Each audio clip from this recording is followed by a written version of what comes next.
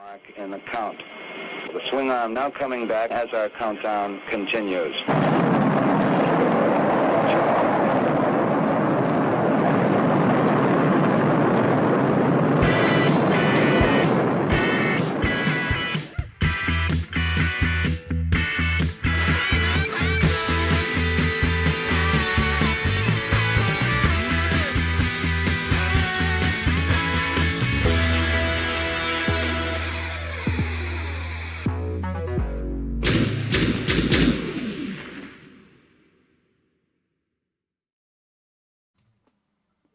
Good afternoon, good evening, whatever makes sense for you.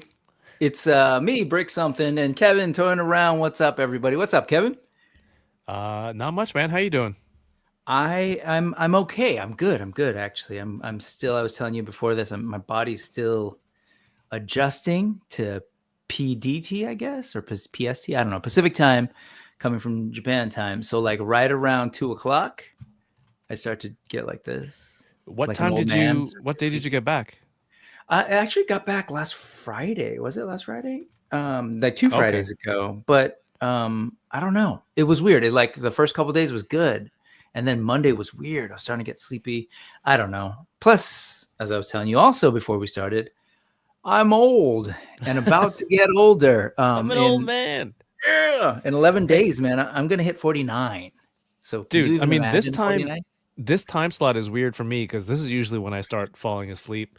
Like anytime after 4 and I'm sitting down, I'm like, all right, here we go. So to get up, start doing stuff, make a coffee, started editing some videos, played with the kids, like anything just to keep awake for this. Yep. Man, and I'm feeling it. It's funny coming back. My kids even noticing it way more because we watch anime together. We've been I'm on the second season of JJK now. Okay. We're also watching like season 2, Kaiju number 8, a couple different things. And I keep having to rewatch it, and he laughs at me. He'll see me fall asleep like throughout different parts. And he's like, yeah, you can just watch it. You know, he's like, he's getting ahead of me now because he doesn't want to wait for me because I keep having to rewatch. Yeah, my daughter's finished 2 seasons of Spy, or is it 2 seasons of Spy Family? I haven't stayed awake for one single full episode. So, oh God, I love Spy Family. So, was this your first time going through it with your daughter? Like, or yeah. Okay, it's new to you. Movie, everything, yeah. Oh, I love it. In fact, we saw the movie on the plane back. Oh, really? Last year from Tokyo. Yeah, it was cool. It was really cool, especially because it's on a plane. Because there's parts on a plane in that movie. But anyway. Oh, that's right. Yeah, I remember that part. I definitely remember that. Dude, we're just talking because I love this guy. I love hanging out with this guy. But hey, there's folks watching us as we go. And then we'll come back to Kevin. So let's go ahead and say hello to folks. Thank you for the looseness today. I'm still getting adjusted. Anyway, first and foremost, Larry's Geeky World is here. Wanted to say hi. I got to see this guy, hang out with this guy. I was going to say in real life, but on screen. We got to stream on Tuesday. It was kind of fun. I didn't get to go to San Diego like this guy here. I mean, I think your trip was better. Well, I'd say the same thing, but yeah, there you go. but still, it was cool to just like catch up on SDCC through you and other folks. But then, like, you know, last Sunday it was just me kind of talking about the Tokyo trip, and then I was like, hey, I want to talk about SDCC stuff. Let's do a special thing on Tuesday. Anybody want to jump on? And you know, a couple folks hit me up. I was like, all right. So it's kind of cool to bring them on camera and hang out with him, with Endless Fables, and with Mr. Ryan Clark. So fun stuff. He says hello. He says he can't hang out today. That's Mr. Ryan Clark. He's busy. And then apparently there's this thing. What is this? You tell me what sport this is. That's not me. What's a league's cup? That's hockey. This is football? FC? Anything FC's got to be football. Okay. Football. FUTBOL. Yeah. I'm not a sports guy, so thank you. Who else is here? Blake is here. What's going on, Portland? Good to see you, sir. Josh Brown is here. Always great. Triple dose of Kevin this week. You hear? It's a busy week for me. Wade. A week of firsts, by the way. First time on Wade's channel. First? And then first time here. Oh, Well, Yeah. welcome here. This means nothing, but like first Oh, time no, Wade, no, I'm don't say surprised that. by that. Well, I mean, I'm surprised by that. So you're hanging out with Bay Area folks. He's Bayish. He's Is he? South Bay. He's Bayish. He's a little Bay. Well, okay. See, this is probably going to create beef. But he's South Bay, but I think he's further away from the water, if I understand it. But anyways, that's some Bay Area stuff. See, now I'm gonna see. Look, you're always in the center. Do you divide up the Bay Area too? People kind of do. Okay. There's Because from a East Bay, distance. there's South Bay. Yeah. There's, I'm on the peninsula. I work in San Francisco. I'm like 4 miles away in South City, but people hate me because I was born in LA. So, all good. It's all a 15-minute driving radius in my mind. So I wish. But yes, not with traffic. William Housted, back to the West Coast. Yes, that's me. John to the Ross, what's up? Ray Black, good to see you. Steph, action figure girl, cheers, she says. Zio, what's going on? Italy. hey, Zio Adams. Nolan is here. JMax77, hello. So good evening, friends.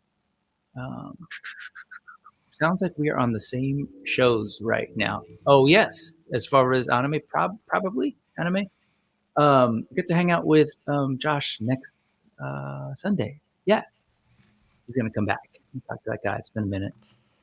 Ray Paz is here. Been a minute to see him. This guy, Kevin Toying Around, is here with the awesome Sun Wukong logo, which we'll get into. Gabriel, what's going on, sir? Brian Brink is here, master of the charts, charting HasLabs and all other crowd funds. Good to see you. Hey, this guy. I just was watching this guy. He says, sorry, I'm late. I was capped the lines. Truth be told, part of me being late was I was a little distracted getting things open because I was listening to him and Jason talk about SDCC. And oh, yeah, I ran into Jason. Met him for the first time. Oh, cool. You didn't see Adam? Or no, it was just Jason. He was walking by the Jazzwares booth, and I'm like, that guy looks kind of familiar, right? Usually, because seeing the person from the screen to in person for the first time, if you don't know it's them, you have to like, is that the right height? I don't know. There's no frame of reference for that. Is that plus his internet is so bad? Yeah, you're surprised by the fact that he's like doesn't jitter. I'm like, what if I take my contacts out? Maybe he'll look like he does on the streams, right? So I'm standing there with two like really dry contact lenses, and I go, "Oh, that's Jason. There he is." And then I lick them and put them back on. Yeah, and that's what I'm saying. Wait, what did you see, Jason? See that thing is huge, and it was kind of neat hearing them. And I want to hear your take on it too. But it was interesting to hear them, and made me realize some things about my nerd experience growing up in LA and then coming up to San Francisco, which are not small places, which I've come to realize. Right. Nick Dillinger, yo, nice meeting you at the party. You guys, did you go to the ToyTube party? I did. It was Nick Dillinger. Hello again. It was kind of crazy because I had to run back to the Airbnb, drop all my stuff off, get dressed, get back on the train, go over there, and I hadn't eaten all day. So I was kind of I don't know, just in a weird space, and I was really getting ready to throw down on some food when I got there, and then it was just like some bread and salad and chicken bites, and I'm like, oh, all right, I got to eat something so I can have alcohol. So yeah, I had a whole bunch of chicken, and that was it. Jay, charging people $100 for bread. Maybe there was more food. I was late. But that versus an open bar, I'll take the open bar. And just it was a very busy day, so I was going from like event to event, only eating out of the press room, and it was just honeydew slices and random fruit and crackers. Oh, they have like full on craft services in the back? I've never gone as like press. They have, like, in the press room. Yeah, they have like coffee, drinks. There's supposed to be food. There's some decent food. One day I had churros. I was told by the ACBA podcast that there's an unlimited supply of gabagool there. 2 years in a row, I haven't seen it. it allegedly ran out right before I got there. So I'm not sure what Mm. game they're playing with me, but why lie about something like that, right? That feels more like East Coast shows, like maybe New York Comic Con, where you get the gabagool. They said West they had it Coast, there.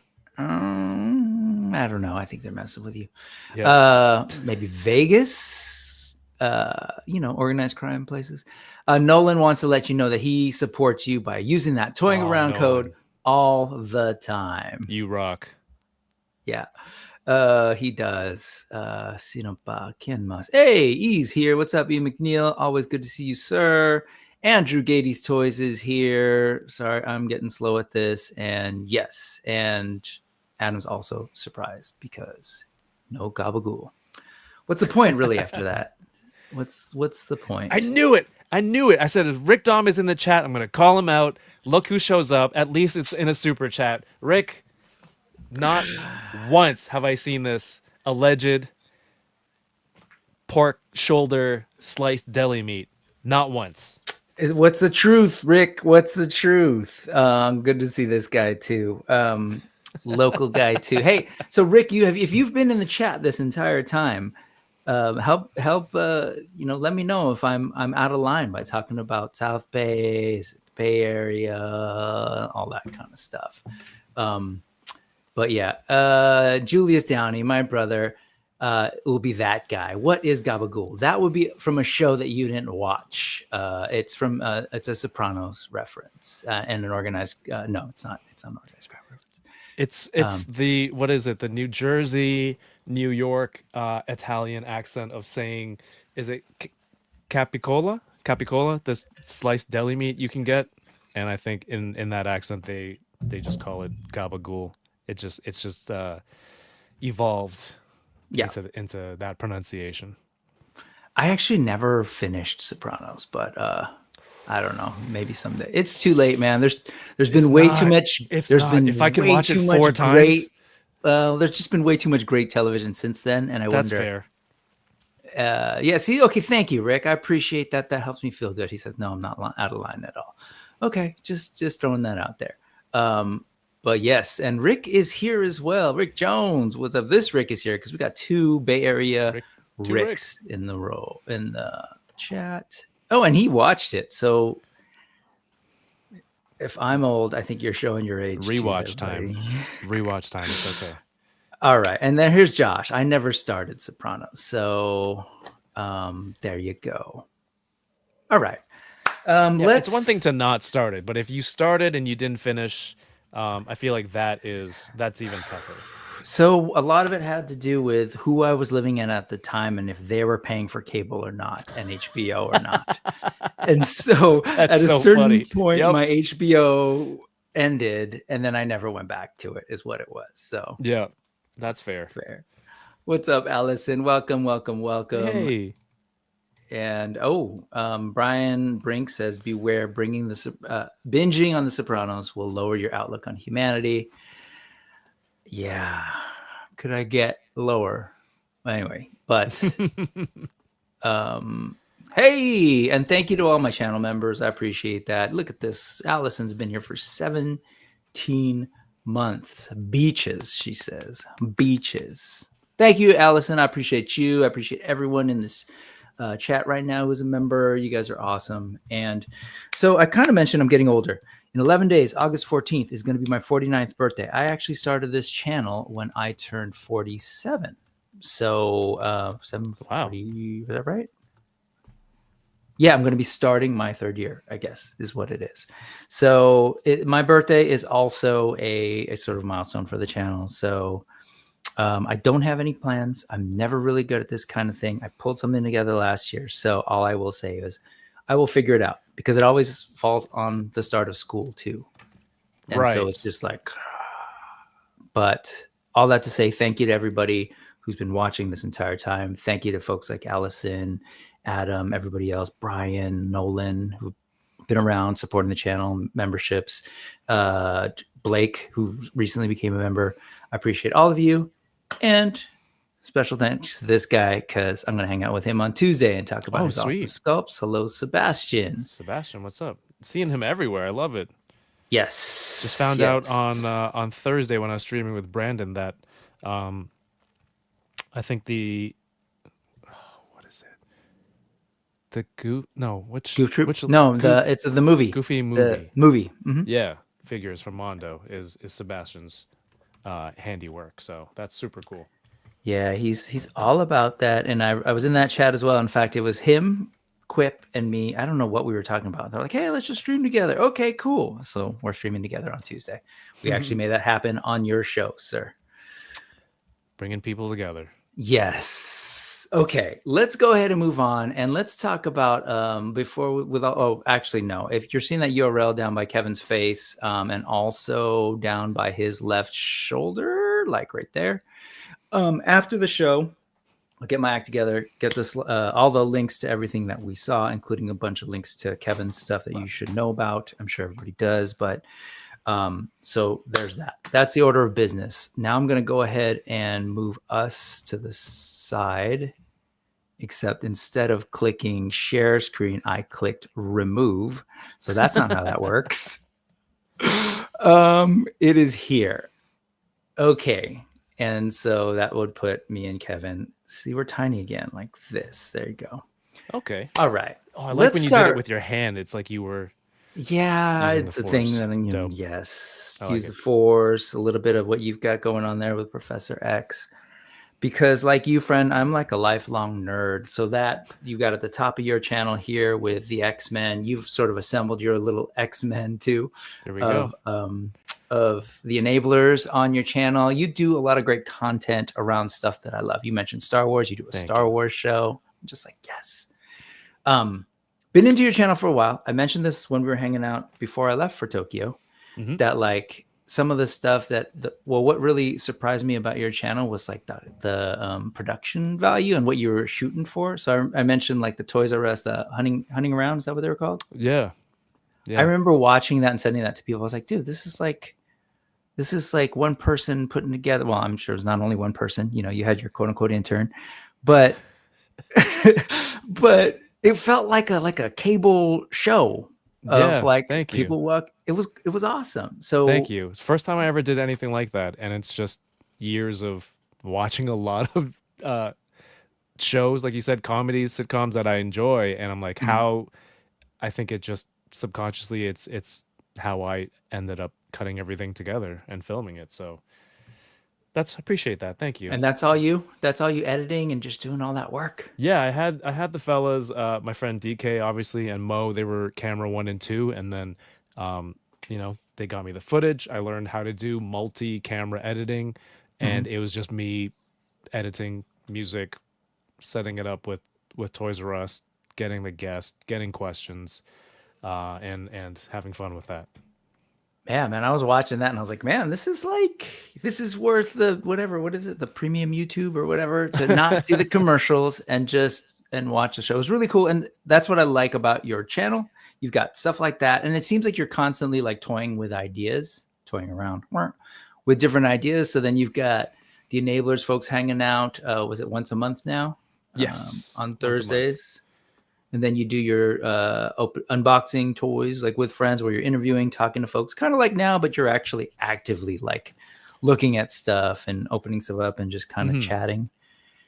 But that wasn't how you started, right? Like when the first couple of stuff on the channel were like what we often would expect from toy stuff. It's like reviews and figure kind of profiles. Yeah. Yeah. I was coming home from like a day trip in Niagara Falls, New York one time, and I didn't really buy anything.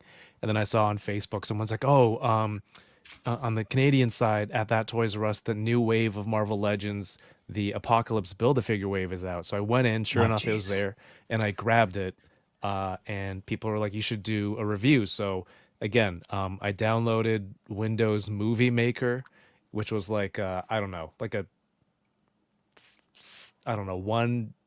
one gig, not even 1 gig, maybe like a 600 megabyte exe file that you could, you know, like just move from computer to computer on that file, and just doing very simple, basic, like hard cuts, this and that, and then putting up the videos, and that's how I started.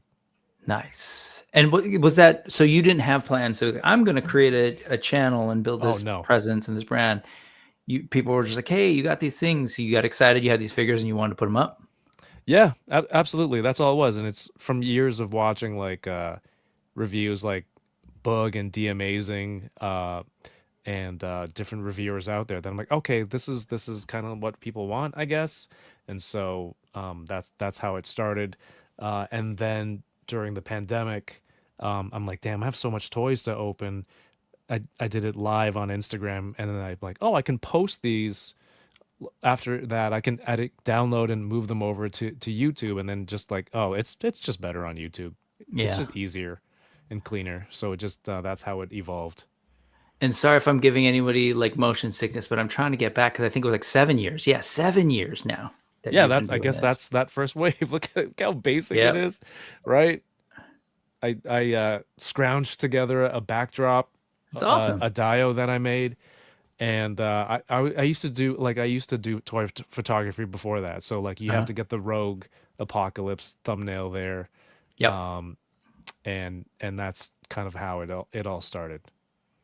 Yeah, it's awesome because then there's also like sorry, I'm just going back. I was like, oh, the wall. It's like, setting the stage for eventually like having Mike on your show and the wall XD thing. One might say that Mike had the idea to get it from. No, that's stupid. Well, He didn't say that. That didn't happen. He had his own ideas. And then you get to Mike eventually here. So like that's 7 years. I don't forget, maybe like 4 years in or so. And he's got like the big old saber-tooth beard. Yep. But yeah, you can see people age and grow because you've been doing this for 7 years. That's the age of a child, man. That is funny. Yeah. And so at what point did you start transitioning and kind of like thinking like, okay, I'm showing the figures, but I want to like kind of talk with other people or talk about toys in general? When did that shift happen and why did it happen, I guess?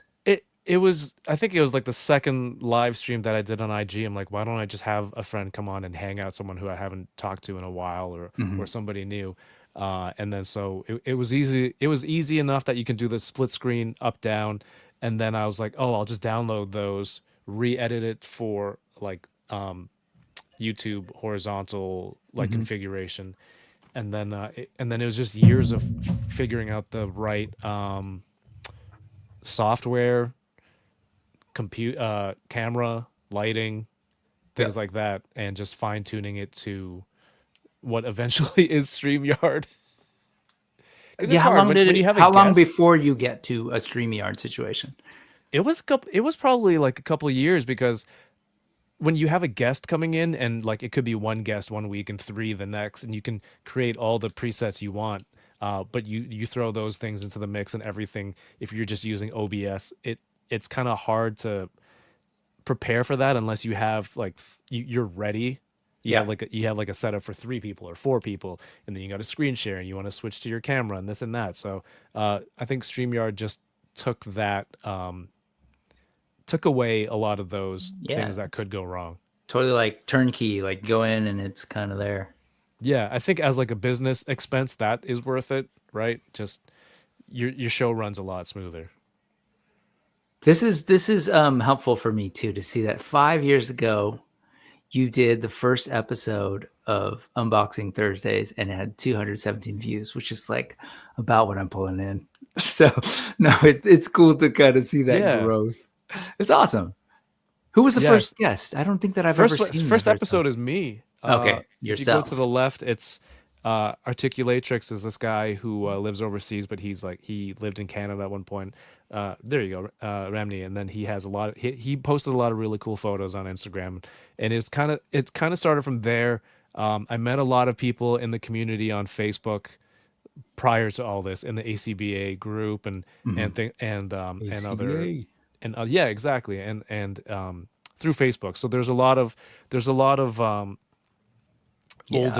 older ACBA toy photographers that were like the early guests that we kind of had already like a report, open channels of communication. Like, would you guys want to come on and open some toys? And just was really just to hang out and to be able to share that conversation with people. I love it, man. It's awesome. And it's like Boog, and then it's Jay Hernandez. Yeah. That's super fun. And then you're like flirting with games. Like you were just, it seems like, this is you kind of like playing with different ideas, which again, I actually really appreciate, because I'm kind of that way. I just don't, I need to execute more. But you know, I just trying to keep it fresh, keep it fun for both me and the audience. But like, truth be told, mainly me, because Yeah. that's the way my brain works. You know, Well, it's got to just be like, fun for you. Otherwise, like, you got to put, yeah, why put down all these hours and edit a exactly. video that you're not having fun with, and you're just, Yep. you just don't want to get to it. Yep. I also love seeing the evolution of the toying around, you know, ID logo. The logo. So how did you jump to the Wukong? Like, where did that? I think I kind of asked you this last time we were hanging out on your channel, but I'm curious, where did that history of Wukong happen for you? This was this is obviously, like you said, 7-ish years ago, and it's Yeah. only really in the last 2.5 years where we would get like 2 to 3 Wukong figures Yeah. every year Yeah. from third party, Black Myth Wukong, and then, you know, Four Horsemen doing one. Yeah. So back then I was like, I kind of want a mascot for the channel, and there was really no Wukong stuff at all. Mhm. And it's a character that I've liked since I was a kid, and I thought it was representative. It's supposed to be fun. It's something that I liked. You know, it's something fun, mischievous, just being. It's not so serious, and so Yep. that's how it came up with. I had a friend at the time who did a mock-up of this logo, and then that's what I went with. And then eventually I tried to switch it to something where I could personally draw it myself. I don't know why that was something that I wanted to do for myself. Like, hey, if anyone ever asked me to draw this like at a convention, I could You do could do it like now. a quick draw. Yeah, do like a quick remark for them. That's the ego I had on myself. So yeah, that was how'd it. that work out for you? I've That's never cool. been tested. You've never been asked. Okay, next time I'm Nope. gonna see you, I'm gonna ask you, hey, draw me the toying around logo, Oh, sign yeah, it. yeah. I'm It'll gonna just have be to. like your Stan Sakai moment.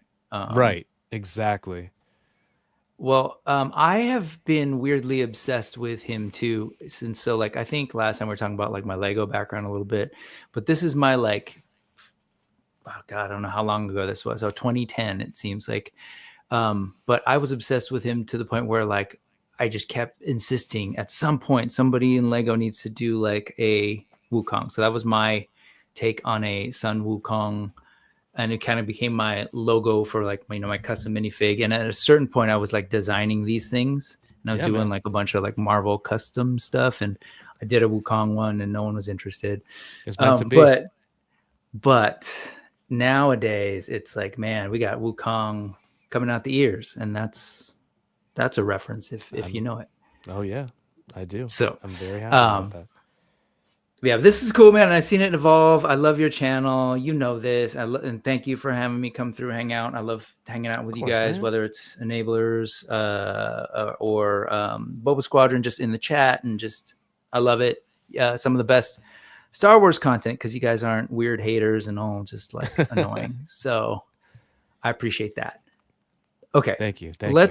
Let's away from that, and let's talk a little bit more current. I was mentioning to you like, hey man, where's the playlist of SDCC 2025, which I know you're working on.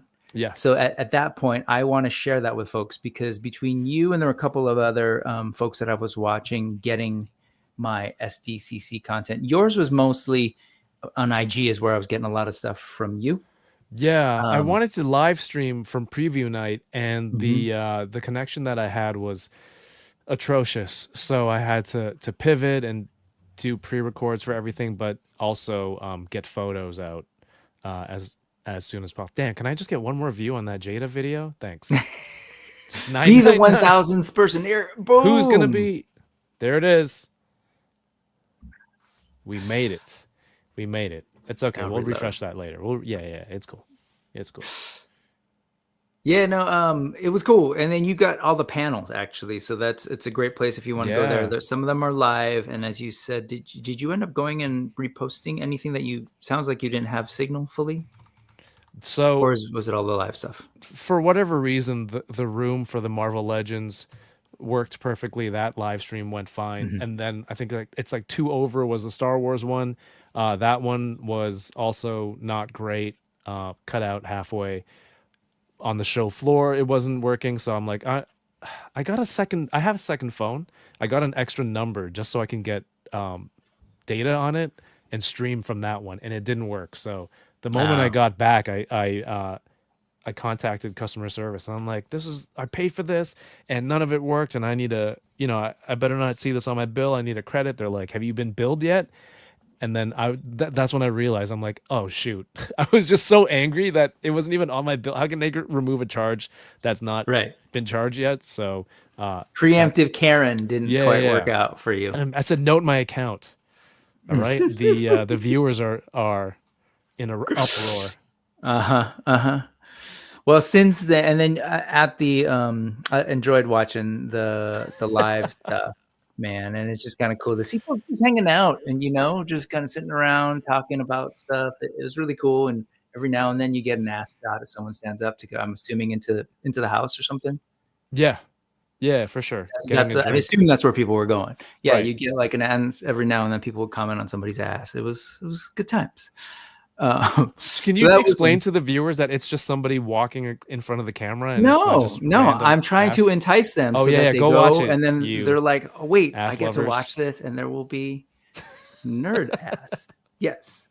And then, of course, last week you kind of did your recap and you had Brandon Gash, sculptor extraordinaire, talking about one of the booths that I know got a lot of attention was Mondo, because their stuff is epic. And it's kind of cool to hear from him and, hear from the guy working on the stuff and, talking about all the other people working on it. And so folks should check that out. Yeah. At the end of the Brandon's day, great. at the end of the day, sorry to cut you off, what would be the standouts of your SDCC time? This is your second time going, or you've Third been time. more than Third time to Comic-Con, second time with press badge. Yeah, officially. What was my favorite moments for myself? Yeah, some things that came out. And moments can be as broad as not necessarily toys. It could be not specifically anything. to toys. No, whatever. So there's a for lot me, there. yeah, for me, I had an opportunity to do an interview with somebody like a podcaster, a comedian that I watch every week, sometimes twice a week, and it went off. It happened, and I got to interview Bobby Lee as part of Comic-Con, which was kind of sweet because last year I tried to get the lottery for a signing for what's Borderlands, right? Yeah. And 2 years in a row, like ever since I found out about the lottery, I haven't gotten a single lottery through the system. So you if you guys know, like Comic-Con, you get your account and then they're like, okay, here are the events that are ticketed so that there's not crazy lineups, and then you submit like which one you want to get a ticket for, get a time slot for. And for 2 years straight, I've gotten 0. Ugh. It's brutal. Yeah. And I don't know, because I noticed that when I was watching Adam earlier on his channel with him and Jason talking about SCCC, there were a lot of folks in the chat like, hey, is it worth it? And asking all these questions about it. And that's where I'm like, that's what I was alluding to. It's like, okay, I can imagine for someone who's maybe never been to a show or only been to like smaller local shows, and then say coming to SDCC, that it's overwhelming. And that's kind of the ongoing thing I heard sort of in their voices and in their descriptions of it, but still having a great time. And so like things like that, you don't realize how hard it is to access some of the stuff sometimes, but then you walk around the corner and there's something else that's like amazing, like that'll happen. I have this anxiety, like, if I leave Comic-Con or, you just came back from Japan, if I leave Japan and I see on Instagram, a restaurant that was right next to me, but I didn't know about it and I didn't go. I'm like, oh my God, it was so close. Like it's the worst feeling. So for me, that's what I'm nervous about. So it's classic FOMO. Yeah, right. It is FOMO. So, I had a couple of friends who were there for the first time, and then another one of my friends, Taco Boy, was super nice. He tried to make their first time at the con experience like as good as possible. So not everyone knows you have to go lottery or how to get your exclusives, this and that. So shout out to Taco Boy. He was an absolute trooper, just making sure it was as good a Comic-Con for everyone as it was for himself.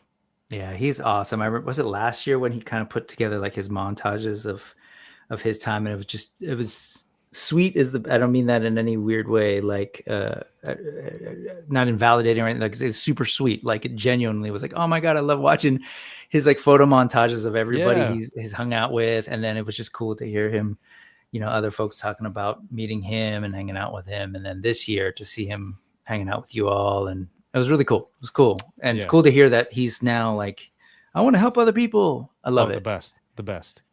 I do want to come back to this though, Sure, absolutely. Because I told you, like, I was really excited about this. I think, and I was excited that they were talking about that Kung Fury thing, because that was something I randomly like came across from the same person who actually introduced me to Hot Ones. Are you familiar with that? The internet? Yeah, of course. The Hot Hot Ones. Sometimes I feel like it's almost like that. Unboxing Thursdays, instead of eating chicken wings, we're opening toys. Exactly. Yeah, I like that. Nice. Less sweating and diarrhea, but unless you have like instructions to read, then that's where.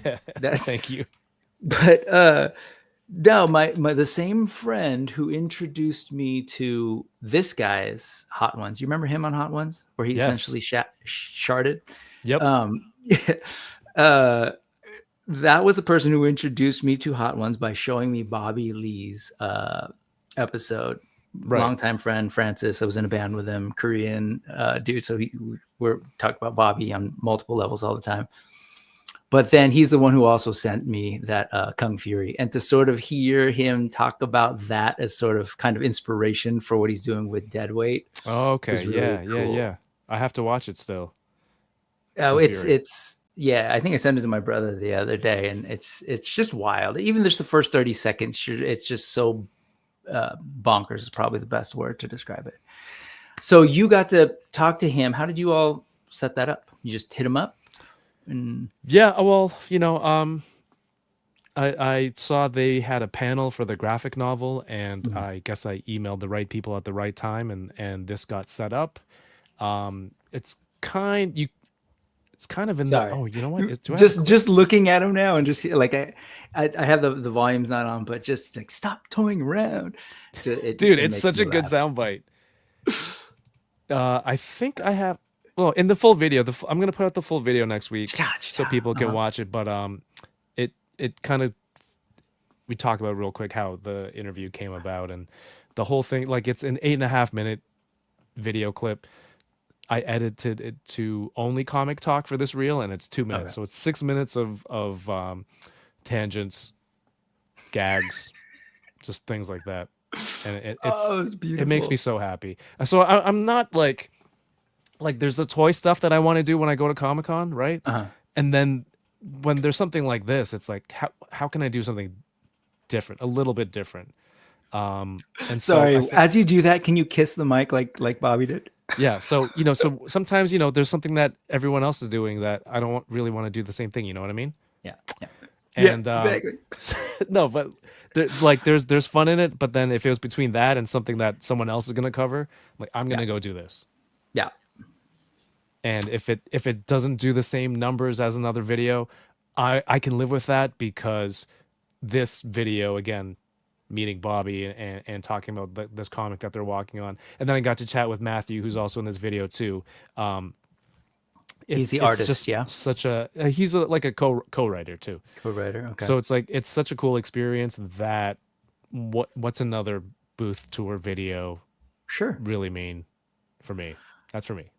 Well, for me, for what it's worth, I appreciate that. That's kind of what I was alluding to earlier. Like, it seems like you're wanting to like do something new, something interesting, something different, even at the expense of maybe not, I didn't get to claim that I covered that thing or whatever. Because at the end of the day, I'm going to get to see other places to do the panels and get the information. But, like this moment, and it reminds me of that Toys R Us hunting around kind of thing. Like, where do I get to see that? Like two folks like walking around a Toys R Us. And imagine doing a hunting episode with him. That'd be crazy. Yeah. Oh God, he's hilarious. Anyway, so check that out, folks. I'll have links to that. I already have it here. No, that wasn't it. And then the Gungnir is the publisher, and the book is on pre-order. We didn't really talk about it much, but it's he described it as is like the raid, his like homage to the raid, but the whole backstory is fantastic. It's semi-autobiographical. He's like writing from a place that he knows about, Yeah. himself being a nerd, an incel nerd, and getting caught up in this mystical battle with there's mystical weapons involved. There's mysterious people along the way trying to, get through this building. And it Right. sounds like very Bobby Lee. Yeah, there are moments in the book where I like really hear his voice and the words. I think there's a pre-order discount code too. I think if you put dead weight, I think it's like 10% off if you pre-order Yes. it When you Yeah. go in, I think it pops up as like a Perfect. thing. Yeah. I have no investment in this. It's just having, watched the video over and over, editing, reading the preview sample that I got. It's like I'm quite invested and chatting with Matthew about it as well. So yeah, if you're interested, go check it out. If you're fans of Bobby, go check it out. Yeah. And you've got the ash can, is that right? Like Yeah. the kind of Why is it called an ash can? Do you know? Yeah, that came up the other day. Basically, they were just to throw away initially. It was just like to get that's what the name sort of implies. It's like, let's get the Okay. ideas down. I think someone in the chat said it that day. Like they were doing it to kind of get proof of concept so that they could shop it around. If you're a small publisher, like you were just getting your idea out to shop around. Like a lot of people would go to SDCC. My brother actually produced an ash can a long time ago, and then he took it to Comic-Con and like, would bring it to publishers and show them the stuff, and people would hand them out. I don't know if you guys do this on the East Coast of Canada, but we got a lot of guys here back in the day. You're walking down Market Street and they're like, hey, you like hip hop? You like hip hop? Passing out the burn CD or the mixtape. It's kind of like the equivalent.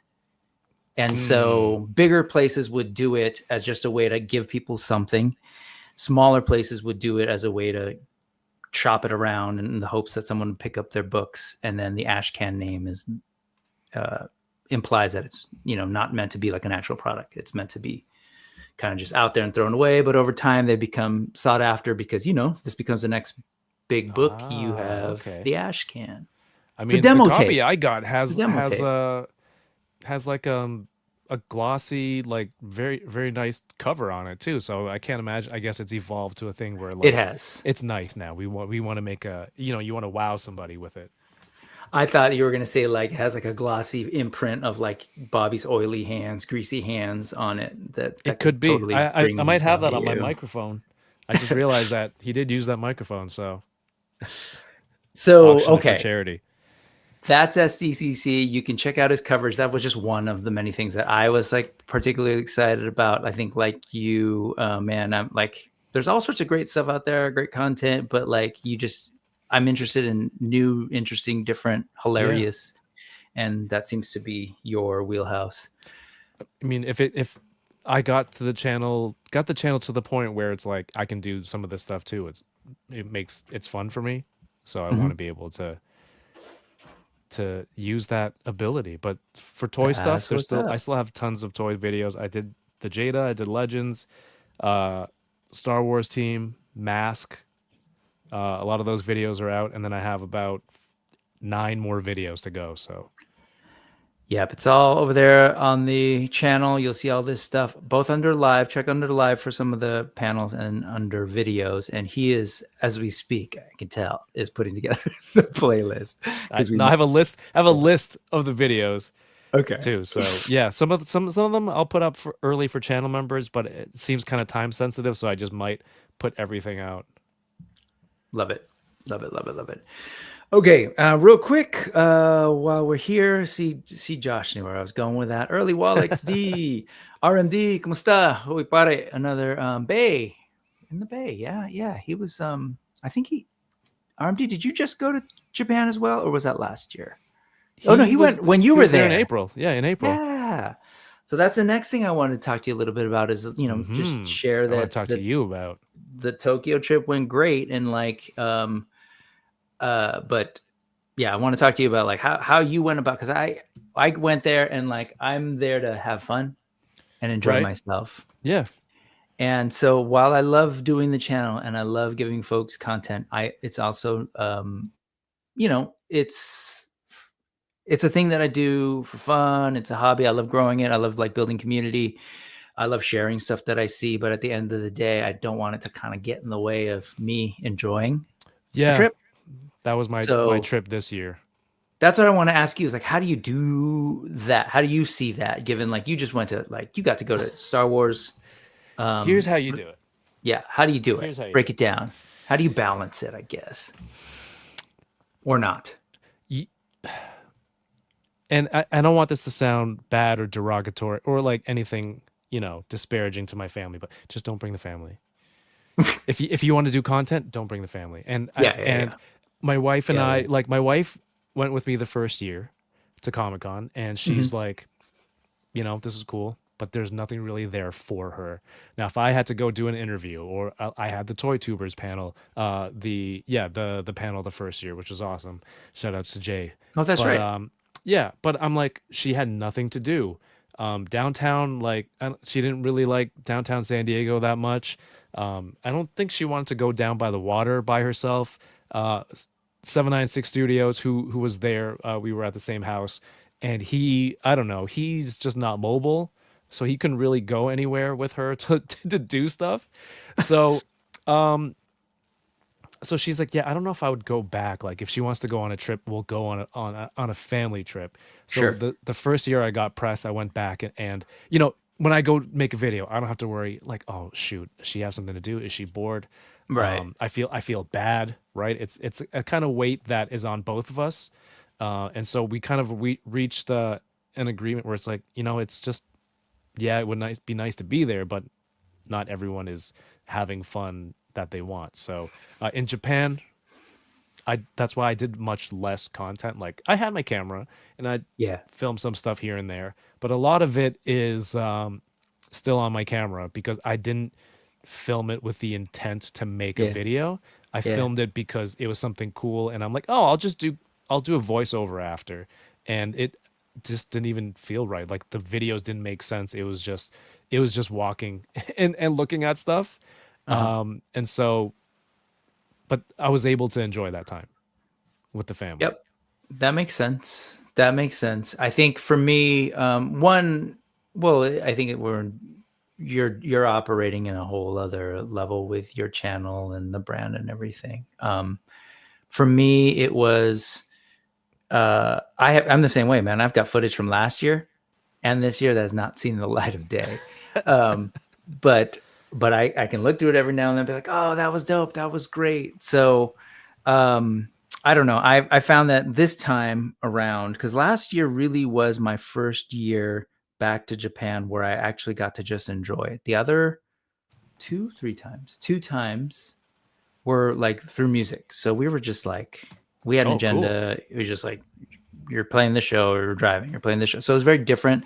And luckily, I learned a lot actually during that time. And this was like 04, I think it was 3 times, 04, 07, 08. The driver at first like asked us like, what are you into? And he kind of knew us. And so he would take me to different places to look at toys and comic stuff. And that's where I got introduced to like what a mandarake was. And then different neighborhoods and stuff, and Toys R Us. That was his big, I laughed because he was like, I want to see toys. Can you show me where I can see Japanese toys? And the first place he texted me to was a Toys R Us. And I was like, oh man, am I just going to see like American toys? Yeah. But I was surprised. I was like, oh crap, it's all, yeah, of course it's all here. But that was different. So last year with my family, it was able to, spend some time and explore, see the things I want to. And by that time, of course, I had the channel. So it's like, of course, if I'm going to see toy things, I want to take pictures and do all that. This time was kind of like, oh man, like I still filmed it. I still had a good time. But part of it was just like, now I kind of figured stuff out a little bit more, felt a little bit easier. And I was able to like, hey, I want to see how many mandarakes I can hit up or how many jungle. Like once I figured out the stores that had the stuff that I was into, right? It was like, okay, now I want to see like in what neighborhoods, what different ones are there. And then a lot of it was just like, not toy stuff at all, just kind of enjoying it. So what area were you in this time? So this time was 13 days. So we decided that unlike last year, which was 3 weeks, we traveled and we left the hotel, moved to different hotels, Osaka, and we did bigger trips, whatever, Right. left Tokyo. This time we're like, no, okay, we're only there for 13 days. Let's stay in Tokyo. We stayed in the same hotel we did the first time. Got a little bit of a bigger room that had laundry. So that was one of the things. Yes. Laundries. You don't want to bring all your wardrobe because you got to bring stuff home.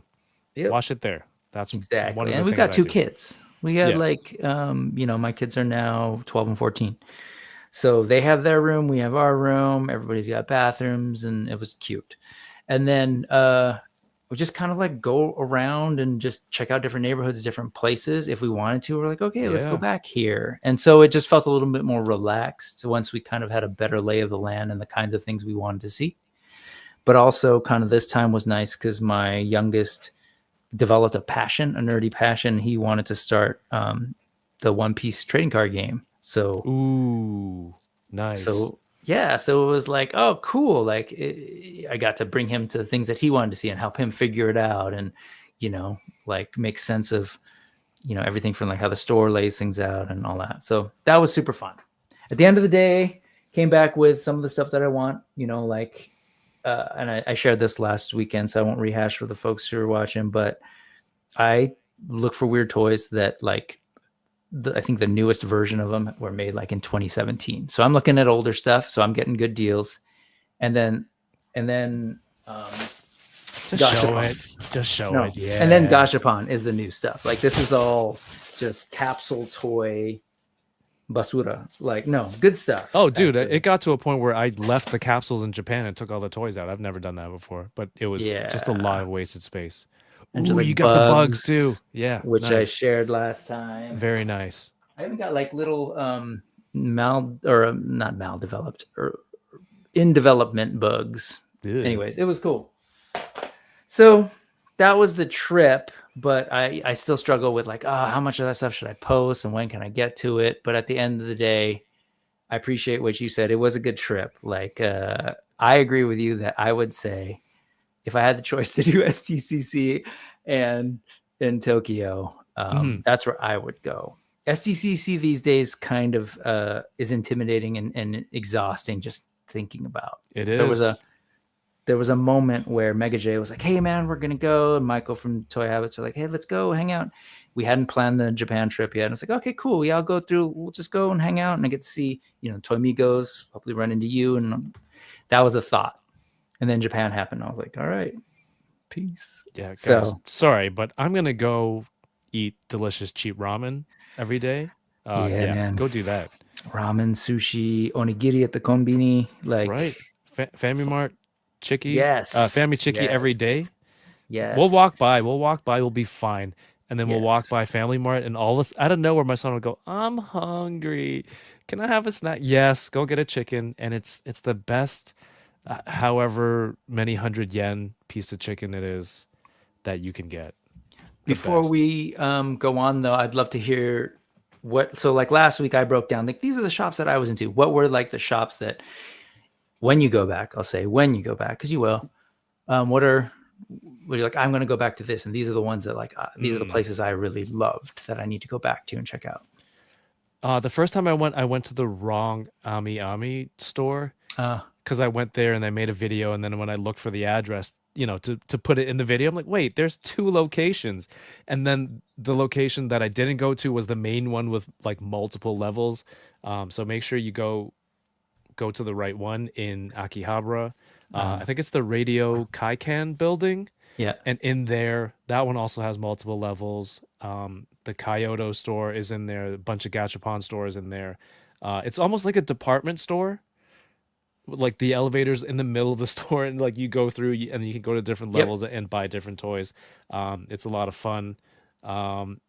If you go to where's the big Mandarake that has all the complex, all the different like sometimes Mandarake is like one store, but in this building it was like they'd have one store for this theme, and then like next door was a different one. I think it's Nakano Broadway. Yeah, it's like a big flatter building, not like the complex one, which is like 8 stories tall.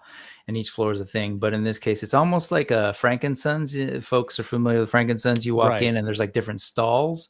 Yeah. But these stalls are like, it's almost like you're walking into a mall and each one's like a different store. And there's a like bunch of different small vendors. Cubicles almost. Yeah. And then, but then Mandarake has several. One that was where my kid and I went back to, just he and I, to go, like, we want to go back to the trading card game one, Mandarake, and look through their binders and stuff. So that's a go-to for you. That was my first time going, but I would definitely go back. Yeah. Just because the sheer amount of different things. So I like those styles of toy hunting. There's a building in Hong Kong that's pretty much similar, where the whole complex is just toys and different vendors, and it's like you can't do that.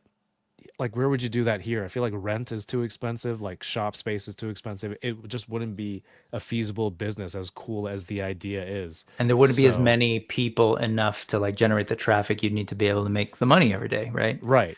Yeah. Yeah. So those are really fun. And those are like the only two main places that I really went to check out this time.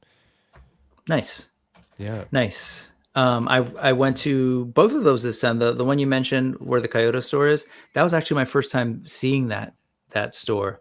And man, was it cool seeing all of that in their display case. Yeah. I almost forgot. Beautiful. I almost bought the Attack on Titan Eren Yeager from Ami Ami, and then I'm like, what did Chamba say? He said, go to the official Kyoto store and they'll have the faceplate.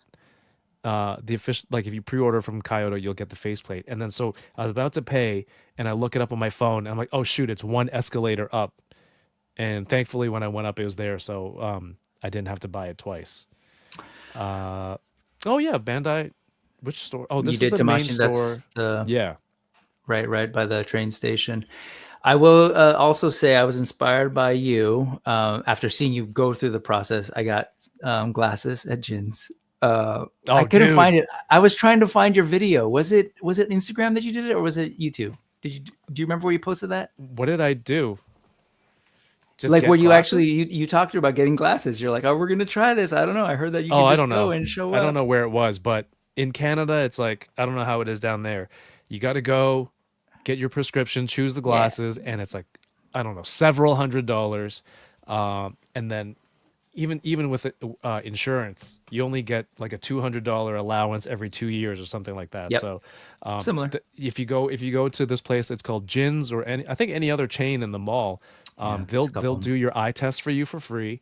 And then you choose your glasses. If they're not like the thick nerd lenses that I have to get, they can do it on the spot. But even for normally, because I have to spend so much money, I get the really thick ones, and I'm like, that's it, and I don't wear them out. But because this was so cheap, I got the thin lenses, which took a few extra days, but it was worth it. And then I had my glasses within 5 days, and like, I'll wear them out because I'm normally very vain, and I don't want the nerd glasses to make it look so weird. So like, these ones actually look good. I'll wear them up. But like, yeah, if you need glasses, I've got 2 pairs, one for me, one for my daughter. It was like $300 Canadian, which would have been probably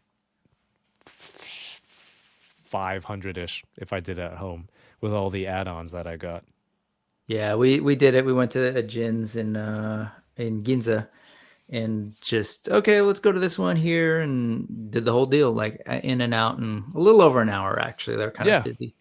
But it was cool. And I was like, all right, cool. I got glasses in Japan. And they were cheaper than if I dealt with it out here. And in my opinion, better. And different styles too, right? It's like it's better looking frames. Better, yeah, exactly. Anyways, we're just talking about Japan, and I appreciate you for indulging me on that. I want to acknowledge Vaz. What's up? Oh, good to see you guys here. Not sure who's behind that, but is Adrian? Is it Tiffany? Hello. They joined the chat. Stone Capybara, who I know you saw here. He loved your SDCC coverage, and I know a lot of folks did. It's nice. Thank you. To say thank you. Ooh, we got to go hang out with capybaras. I didn't prep those pics, but for my youngest birthday was during the trip. He wanted to go do that last year. We did. Was it like a cafe? Yeah. Right. Yeah, last year we did the pig cafe. This year he wanted to do capybaras. There were 2 of them. They were gigantic. I didn't think they would be they get big. So big. But yes. John de Ross. Nosotros Papayos, the Slept King. I don't know. We are Papaya. Is that a reference that you're familiar with? John de Ross. One of Bobby Lee's nickname is the Oh, Slept King. that's right. Oh, that guy. That's on brand. Doombot 9000 is here. Good to see you. Yo, Doombot. Jesse is here. Dynamic Jesser? duo. No, that's he had his duo. Your Robin is chilling these days. Is he doing good? I saw that he did a toy review. DK. Oh, DK. Yeah, of course. Quits the Sorry. channel, starts getting people sending him toys to do reviews. What the hell? Have you watched it? It's the best opening to a toy review I've ever seen. I'm happy for him. I'm so happy for him. I posted it everywhere. Yes, you know how long? That's actually how I saw it. I saw it was through your post. I posted it everywhere. 2 years on the channel, he didn't complete a single video. He wanted to let folks know he's still around. Got to let the little bird fly from the nest, I guess. Yeah. It was awesome to see him. I think I saw it on your Discord, which is also awesome. Folks should sign up for that. I'll put that link in. The Collecting Brothers are saying hello. What's up, Brick and Kevin? And No Chewing is here. Hey. My bad. I'm just wanting to say hello to everybody who comes through because that's just good hosting. Spaded One, what's up, man? Good to see you. Sebastian has a question for you, and you answered him, so I'll let that go. And let's see. Trip. Real quick, I want to do 3D printing content, like either on Instagram or YouTube, but it's just a whole different set of videos that I need to make. So I'm just thinking, what's the best way to do it? So, I'm definitely interested. Do you have a printer or? Yeah, I have multiple printers. I've been 3D printing that. for like 3-4 years. Oh, I had no idea. Yeah. Why did I miss that? I don't know. I was doing it for a little bit and then I stopped. So anyone who kind of like discovered the channel afterwards, the enabler started because I bought this Anycubic Mega X printer, and we were all trying to enable each other, myself, Prime, Mario, and Mike, to get this printer. And so that's how enablers happen. It's like, oh no, I got that guy to buy it. We're trying to get the other person to spend $400 on a printer, and then that's how enablers started. Ah, that's cute. That's the story, the origin story. I love that, man. Yep. And what's awesome is, just from a personal perspective, you have it all documented, and you can go back. This is like the version of, your grandparents or my parents. I don't know for that different in age, but photo albums, man. It's all here, and you can go back, and your kids can watch you and see what you were doing for 7 years or whatever, and see how Daddy changed over time. It's cool. Yeah.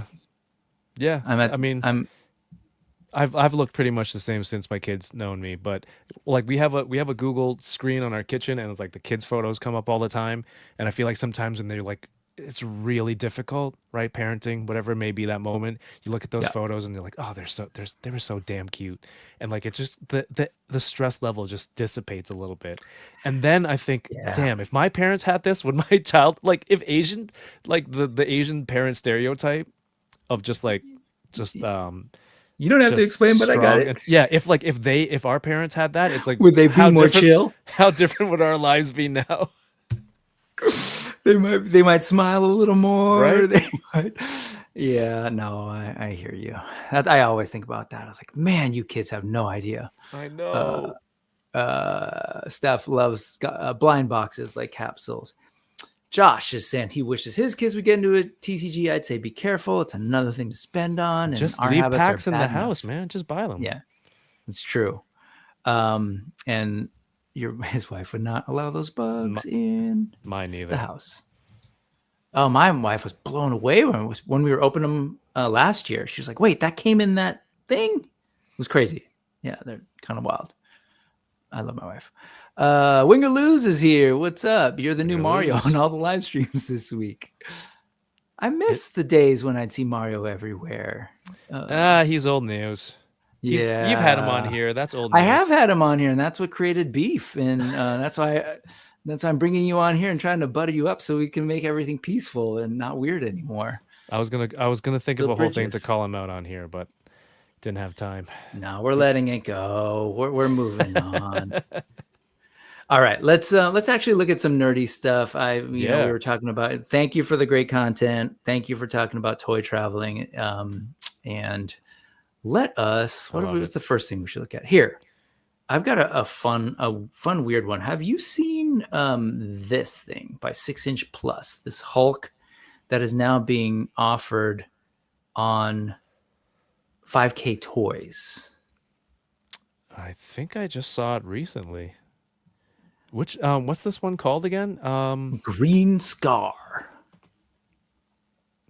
Yeah, I think I had the Marvel Legends of this version of Hulk. He looks not familiar with all these Chinese or third party companies. Yeah. Often out of China or something. You got issues with Chinese, man? I got a lot of no, not at all. Okay. There's just checking. There's too many. There's too many Chinese companies making these toys that it's hard to don't chop that audio up. By the way, yeah, we're good to keep track of all the different figures that they have. Yeah. Well, this one started off as like, well, he's 6" Plus, whoever they are, right? Have always sort of been doing like custom kits. So they'd be kind of like, like homegrown, like, hey, here's some boots for your Thor, here's some heads. And all of this I remember sort of seeing on their account as like these custom heads for your Marvel Legends or whatever body Diamond Select Hulks that you could pop on. And then he showed this sort of figure, or I don't know who they are. Oh, it's definitely in Chinese, thank God. Those glasses didn't work. Jins. But no, he ended up doing like this custom piece that he is now getting manufactured and apparently is now being pre-ordered on 5K. It looks really great. I actually my shelf is this weird, like, half naked men, like swords and sorcerers and laser guns and stuff. So this version of the Hulk would actually fit right in with what I'm doing. Yeah. I just caught that this says Jade Scar for whatever reason. But yes, maybe that's what they're calling it on 5K. I guess now does it have a Jade butterfly Scar joint? Yeah. Okay, yeah, there it is. Nice. Yeah, look at his left arm, the armor arm, how high it goes. That's great. It looks really good, and you get that nice sort of curve in the back, simulated. And all of this armor stuff, it all pops off. So can you get a clean version? You can get a naked Hulk with the exception of the head in this package as is. So that's the only thing. The cleanest head you get is this one with kind of a headband. But again, for my purposes, it works. And also, if you know 6" Plus, he also sells a bunch of different heads. So, so that's those gladiator boots. I don't think you can take those off, right? They do. Really? Here, those come off? See if, yes. Whoa. Okay. Yes. And so let's see. It's a trip to see. Most impressive. Here's the body. This is what you can strip it down to. And so you can get a naked green guy and do this and simulate something that looks like a Savage, or no, what do they call him? World War Hulk? World War Hulk. But yeah, I think this look, there was a new Hulk that was announced at Comic-Con. I think is it Mezco? Mezco's doing a new Hulk that's a little bit more on the classic side. Purple pants, ripped kind of thing. Yeah, but I feel like his I don't know, the cut, all the musculature was like overly veiny on that one.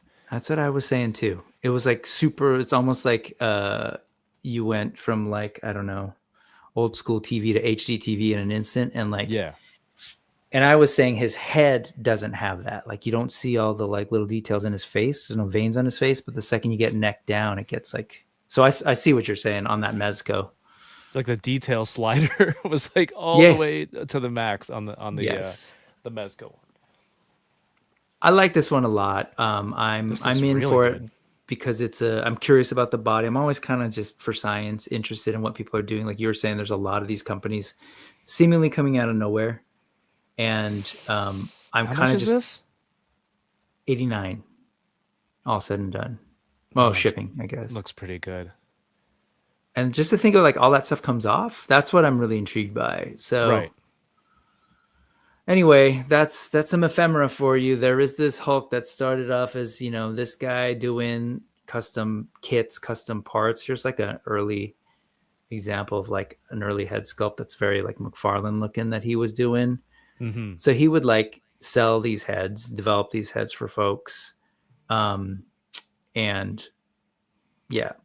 So the other thing is, like I said, if you're not into the whole World War Hulk thing, like I said, he's got the sculpts ready for not that that he makes available. So I think that's probably the hustle. I think that's the thing going on. He's like, if I go Wow, too look at that. close to Incredible Hulk, like, you know, then I don't know if he's thinking maybe the copyright issues will bite him in the butt. But if he keeps it kind of gladiator green guy, maybe he can get away with it. Wow. So, but then you can go back and you may probably be seeing regular Hulk heads. So this is the head that's on it. That's the thing that makes me the most upset with all this tariff stuff the last few months. It's like North American domestic toys probably kind of takes a little downturn with costs and everything.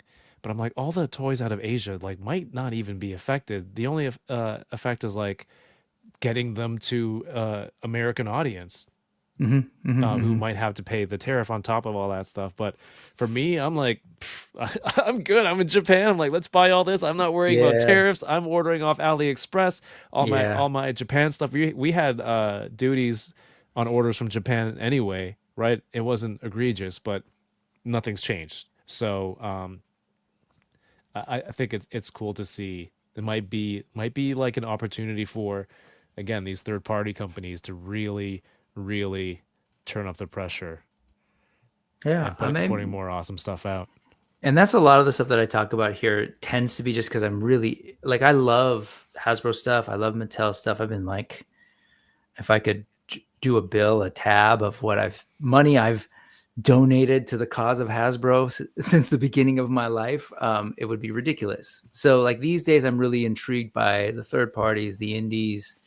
And so I look a lot at a lot of that stuff here.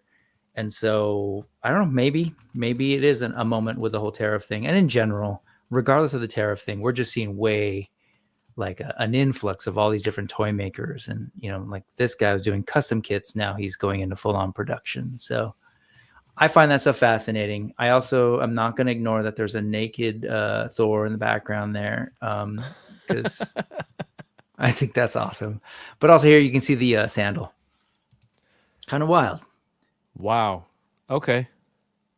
I mean, the fit looks good too, right? It doesn't look clunky from the photos. It doesn't look like putting on a helmet and then making the head way too big. Like it. Exactly. Cool stuff. Very form fitting. Cool stuff. Curious what folks are thinking in the chat, and my bad, I'm not being great at sort of following that. Wing or Lose is right there with you, man. Mezco Hulk is very veiny, and then for some reason he used the emoji of an eggplant, which I don't get that reference, but I'll move on. Wing or Lose is saying also naked and nicer than the Mezco. Yeah. I kind of wondered, is this maximum? Like, is this, and that whole, I'm not into that whole thing. Like folks can enjoy what they enjoy, but it is interesting to me to see this out of nowhere, custom kit guy turning into figure maker. And now we're getting cool Hulk options. Good stuff. Hey, as we've seen, if you can sculpt and put out a good model, yep. There are means of producing your own thing, and then it's just a matter of scaling it. How well you can do that. So, yeah. Josh Brown is calling me out. Only half naked. Come on, yeah. Those. But which half, Josh? That's my other channel. Justin Mohan is saying 5K toys is confusing. What's up, Justin? Too many random companies. Justin. Yeah, I think it is. I mean, it's just like anything else. When you're a kid, I don't know. I'm older. Like when I was really young, it was like Marvel, DC, and then there were things like, I remember being confused by like Star Comics or even Vertigo, and then realizing, oh, that's just DC. Just like anything else, you'll learn it, right? And so if you're interested, great, you'll learn it. If you're not, ignore it. But man, there's a lot of good stuff on there. It's a really impressive paint job on that head. It's yeah. See the use of orange too to kind of do that contrast. I love that. Yeah. Doombot's into that Mezco Hulk. Yeah, my brother's super into that as well. Nice. Yay! Speaking of my brother, did I sell you $90, dude? This guy's Marvel Legends collection it goes way, well before Toy Biz Marvel Legends, before it's just Marvel stuff. But he's got a nice Hulk collection. I love checking this stuff out. Yeah, the expressions on this are amazing. China, I don't think he means China is greater than Canada, but China to Canada remains unaffected. I know. I'm trying to. I'm not going to create an international incident. The head looks. I'd be the one to start that one. Yes, you would be. Looks good for the Planet Hulk version. Yeah. Yeah, that's what I was thinking. I thank you. I love that. I appreciate that. Thor's Mjolnir is showing. Thor, hey, what's up, Chris? Thor lost his pants in a card game. Shiny plastic people. Hey. See here. Yes, I know exactly that. He does not need another Hulk figure, which is why I was actually surprised he's going down the Mezco route. But he's been going hard into Mezco, so I get it. All right. A couple more bits of ephemera, and then we'll get out of here. I did want to talk about, you were just on the Unparalleled Universe channel. Yes. This Tuesday for the first time. Again, that still is weird for me to wrap my head around. Why is that? Did you guys address that? Did you talk to him about like why it took he so never damn had long? me on? Yeah. I'm just never one to ask like, hey, can I go on your channel? Hey, I don't like asking people for things. I don't know. Just that's just an upbringing type thing. So I never mentioned it. Like, he's been on the channel a couple times, and I just thought he's just not the kind of person to invite that many people. I know he has like a couple of rotating guests, and I'm like, all right, that's cool. Like, again, in this hobby, I'm very much like, I don't feel like anything is owed to me. I don't feel like, of course, anything is it's like that's supposed to be mine type deal. So I don't know, Friday morning I just sent him a message. I'm like, oh, here's a chance. I sent him a very Wade style message, just like, oh, I hope your Dragon Man gets delayed, because he said his went out for shipping. And then he was just like, I think Robo couldn't make it on Friday night, so he's like, hey, you want to come on tonight? And so I'm like, oh, so I had to be mean to you, like, for you to be like, hey, I like this guy. You spoke his language. Yeah, he goes, now I get it. So, and then I guess that's what happened. You have to give it the same way he would, and then But hey, props to him, man. It's I know tariffs messed some stuff up for him for Odious. Yeah, for everybody this year. Yeah, but this thing looks awesome. Yeah, I got to go back. I didn't see Friday's show. Did he share anything more about where things are going with this, or was no? He just got mad at me that I didn't go to his panel at Comic-Con, and I explained myself multiple times. Like, I had the Enabler stream the same time, but I don't think he was hearing it. Yeah, he was very focused on me, which kind of makes it's like, oh, I didn't know you cared that much about me because you didn't ask me to go on your channel for 4 years. But apparently he needed me at the live panel, right? Oh, well, I'm glad you were able to hang out with him, and you've known him, I'm assuming. Yeah, we've like, he's been on the channel. Oh, that's right. Times, You've had him on. So yeah, I've had him on, and I've met him in person before. So yeah, that is interesting. You're right. It is interesting why I've never been on there until now. Yeah. Anyway, well, the timing is a little suspect, right? That said, he's like 6-inch plus. Like, he had an idea. He had this hobby for 6-inch plus. Clearly loves Marvel. Making Marvel parts is now committing copyright infringement.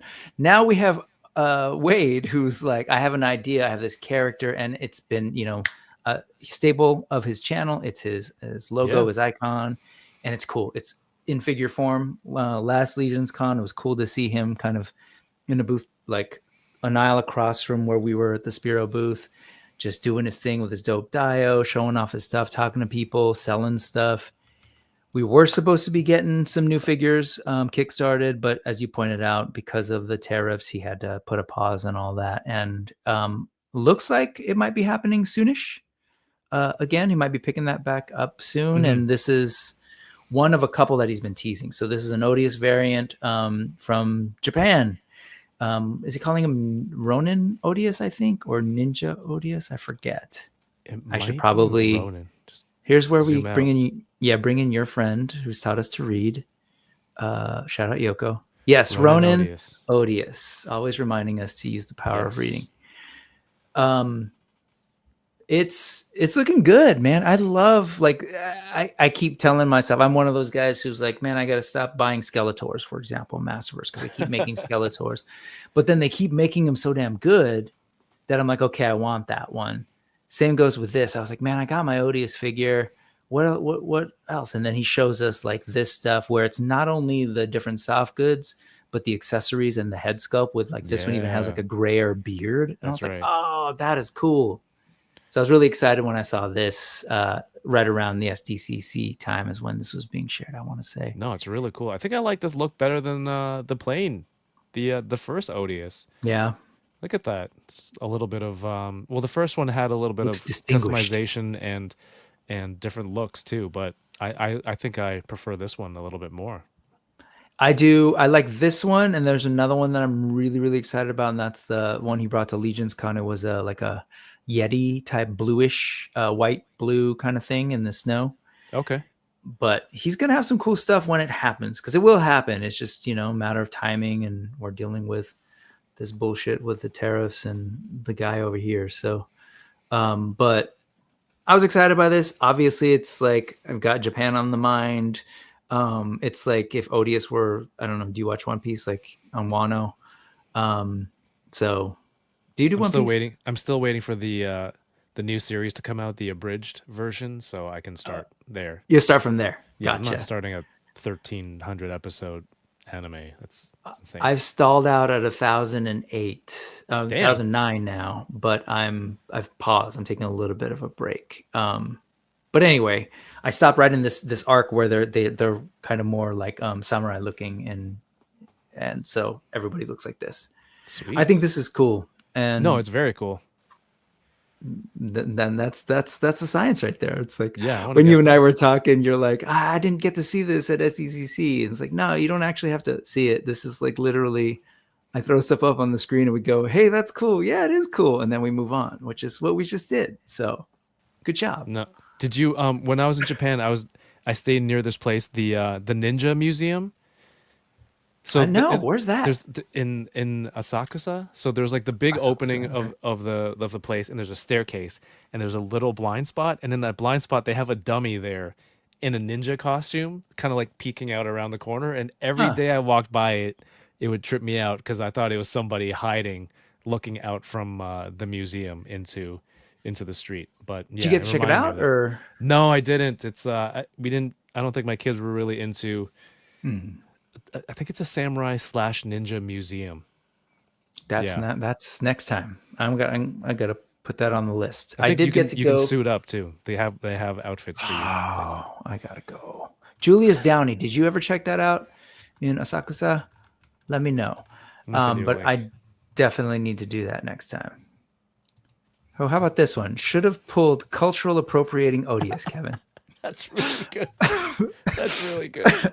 Oh man, yeah, Wade's gonna be pissed. No, Thanos is saying, yeah, the Yeti is gonna be cool. That one is really cool, and I like the whole story. The idea that this character has been on Earth multiple times. There's a soldier Odious that looks cool too. Not kind of my thing in terms of what's going on my shelf, but looks cool. Yeah, that was last Comic-Con that we saw that. Oh yeah, that he revealed it. Yeah, and with shout out to Erwin Papa and his dope artwork of it.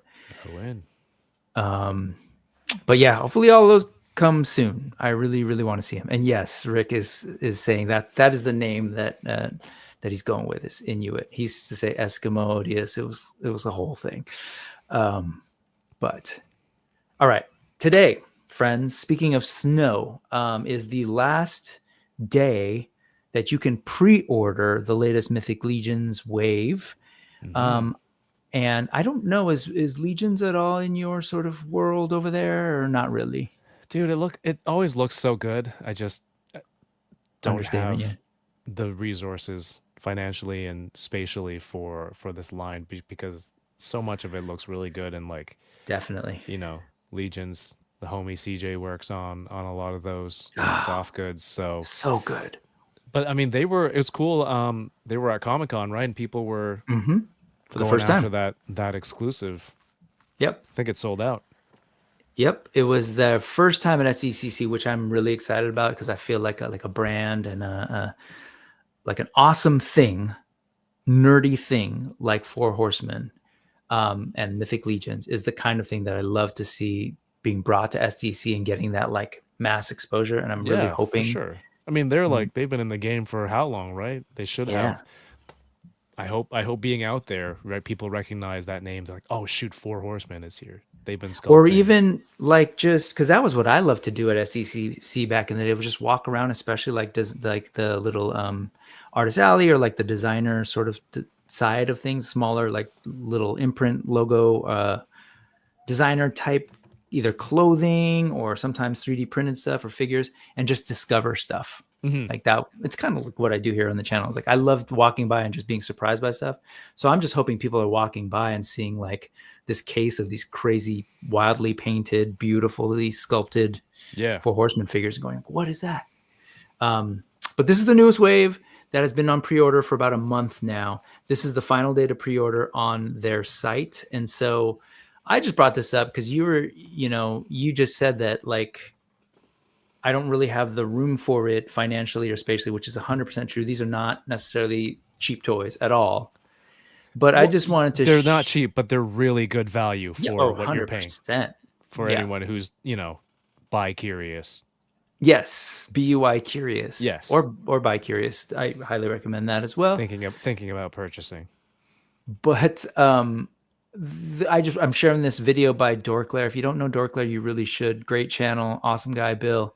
But he's like a diehard Legions guy, and it's really like he's got a sharp brain for it, and he's always like letting folks know that they do this thing where you can actually go all in on a wave. So they'll have like a pre-order window after they reveal a thing that lasts about a month, and so they offer pre-orders through them at essentially like wholesale prices, what they call it. And there's the nice discount just for getting individual figures. But I wanted to highlight, because I kind of teased it in the sort of description of this place, the best deal ever you'll get on any Mythic Legions figure is when it's being released on pre-order, and you go, and I know not everyone can do this, but maybe get friends together, but think about it, is if you go in for the all-in. And so all in, for example, for this one is $375 or $395 if you're whatever, $375. If you go to the retail prices, or even now the con prices, what they would sell it at a convention, you're paying anywhere from $5 up, maybe $550 up. And so right off the bat, that's a huge discount. I just like to share this with folks who don't normally pay attention to Legions. But, I know folks, including Bill, has shared that, he'll sometimes buy multiple all-ins and sell the stuff that he doesn't want. And he's actually making money, because if you sell them at the retail prices before they drop at retailers, you can actually make some money and help pay for your figures. So this case, like folks are like, oh, you're talking about flipping? I mean, sort of. But in this case, anybody can. It's not like, when you're actually flipping and you get scalpers, like they're going into a place and making it hard for the rest of us to eventually find this stuff. In this case, everybody has an equal chance to go in and buy it if you have the resources, of course. Yeah. And so, you've even heard folks from 4-H kind of mention, we know people do it, So it's a thing. I just wanted to throw that out there because I know a lot of folks aren't super familiar with this line or with Bill's channel. But I really appreciate this part of his video where he does this for a lot of the waves now, where he'll break it down pricing wise. Great breakdown. So if you look at that, it's like you go direct to them to the pre-order and you do the all-in, which is like the best discount. You're paying $375 for the figures, or 500 if you were to go to a retailer or a con, because retail prices. Downside is you pay now versus you can pay later. If you order BBTS, you sit on it until it ships. If you're doing direct, they'll tell you how much your shipping is. It's there, and then some based on where you're at in the world, right? And then at retail, some places you can find who ship it for free, or some flat rate BBTS. And of course, you get your figures earlier, especially the all-ins, because those are the first that they ship out. So those boxes, like those cases of the all-ins, they come in, they know exactly what they are, and they just slap a label and they ship them out. Those go out really quick. I've had my all-ins like super early compared to that would be my like biggest reason to buy this. I get it before everybody? Hell yeah. I might not open it right away. Yeah. But again, that business wise, it makes sense. It comes in, it comes out, right? I don't have to sort it, pack it, allocate, whatever. Just get it out of there. Smart. Yeah.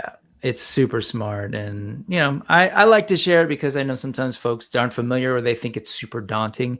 There are options. So at the end of the day, for me, I'm paying like $37 a figure that are 42 if I buy them individually, if you do the all-ins, that are 42 if you buy them individually, or like $50 at a retailer.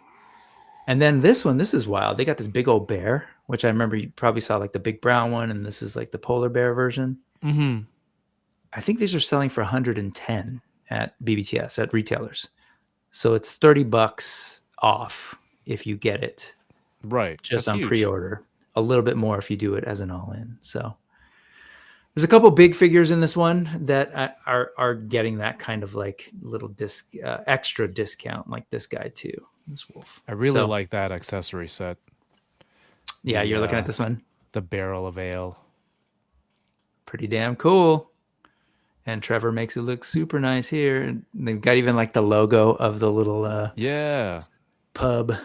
Little frothy steins. I saw Trevor out there in San Diego. Yeah. Was that your first time meeting him in person? No, I met him. He was in Japan too, right? New York. Did I see him in Japan?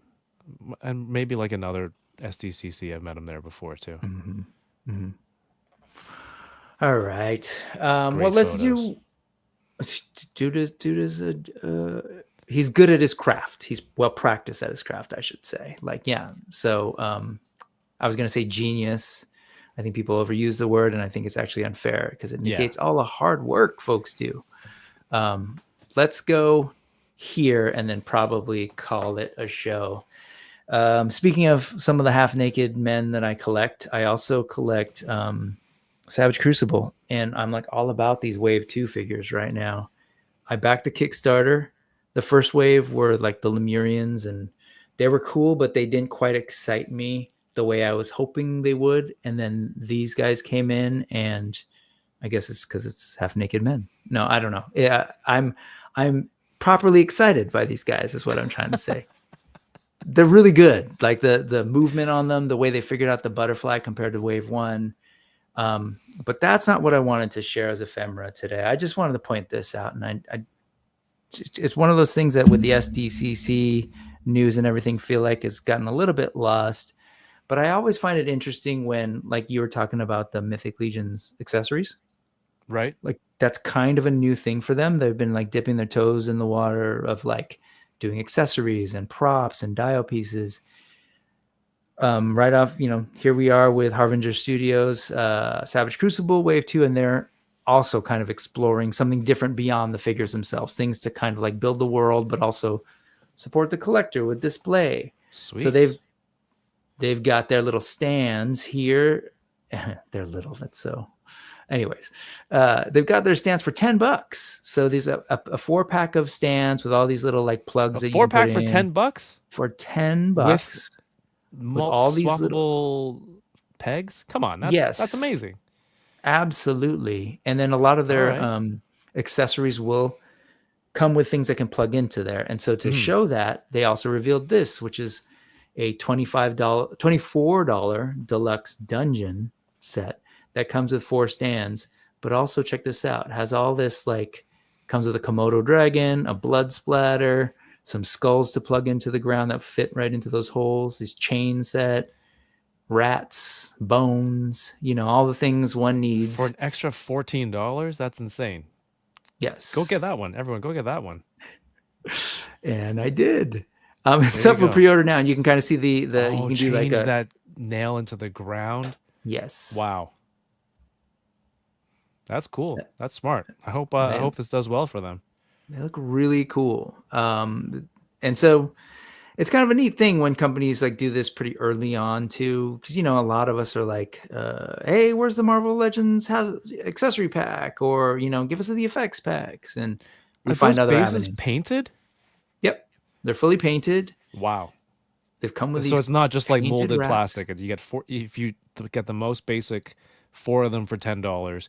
In my head, it's like I wouldn't even paint it at that point for $10, right? Yeah. $2.50 each with all those parts. Just pump them out and sell them. But the fact that they're painting it too is that's impressive. Yeah, it's very impressive.